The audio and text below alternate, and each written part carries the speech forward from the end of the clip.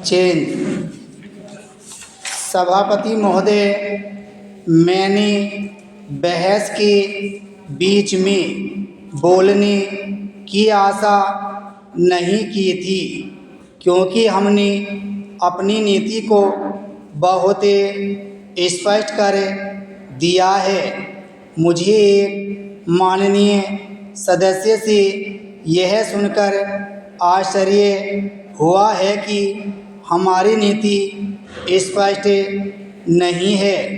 मेरे विचार में हमारी नीति बिल्कुल स्पष्ट है। मुझे इस बात पर आश्चर्य है कि हमारे माननीय सदस्यों को हमारे देश की जनता पर विश्वास नहीं है, जिसे वे बराबर प्रकट कर रहे हैं। हम क्या ऐसे नागरिक हैं जिन्हें अपने में भी विश्वास है या नहीं? बहस को सुनते हुए मुझे ऐसा लगा कि यह प्रश्न उस प्रश्न से कहीं अधिक महत्व का है। बांग्लादेश के शरणार्थियों का क्या हो रहा है? यदि हमें अपने पर विश्वास नहीं है तो हम कुछ कहें तो उसका कोई मतलब नहीं रह जाता, क्योंकि हम उसे उपयोग में नहीं ला सकते। मैं यहाँ जो कुछ कह रही हूँ अपनी जनता और अपनी सरकार में असीम विश्वास के साथ कह रही हूँ।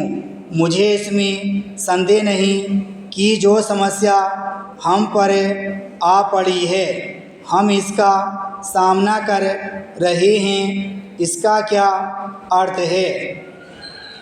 क्या इसका मतलब यह है कि किन्हीं शरणार्थियों को कोई कष्ट नहीं होगा?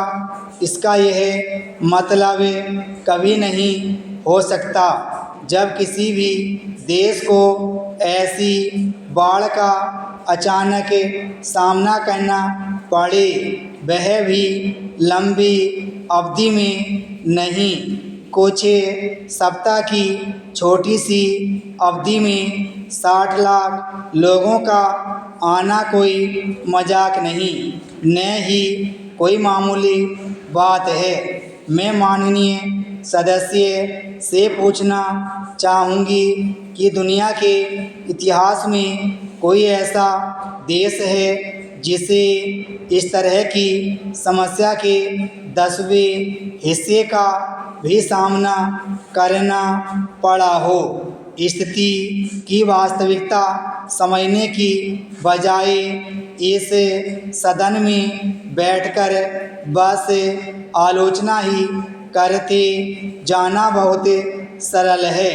यदि किसी यूरोपीय देश में केवल 10,000 शरणार्थी आ जाएं तो सारे अखबार, सरकार और हर आदमी उबल पड़ेगा। हम करीब 60 लाख ऐसे इंसानों की समस्या से निपटने की कोशिश कर रहे हैं, जो आतंक के साम्राज्य से बचकर भाग आए हैं और जो घायल, बीमार, भूखे नंगे और थके मांदे हैं, और वे हमारे जैसे देश में आज आए हैं जो दुनिया के सबसे गरीब देशों में है।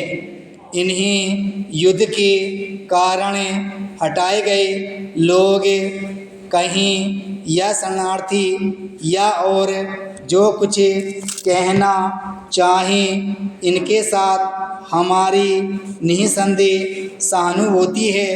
हमारे देश में ऐसे गांव हैं जहां पर की पेयजल की कठिनाई है। वहां के लिए हम अच्छा पेयजल देने की योजना बनाएं। मुझे इस बात की खुशी है कि सरकार का ध्यान इस बात पर गया है। विराम स्टॉप।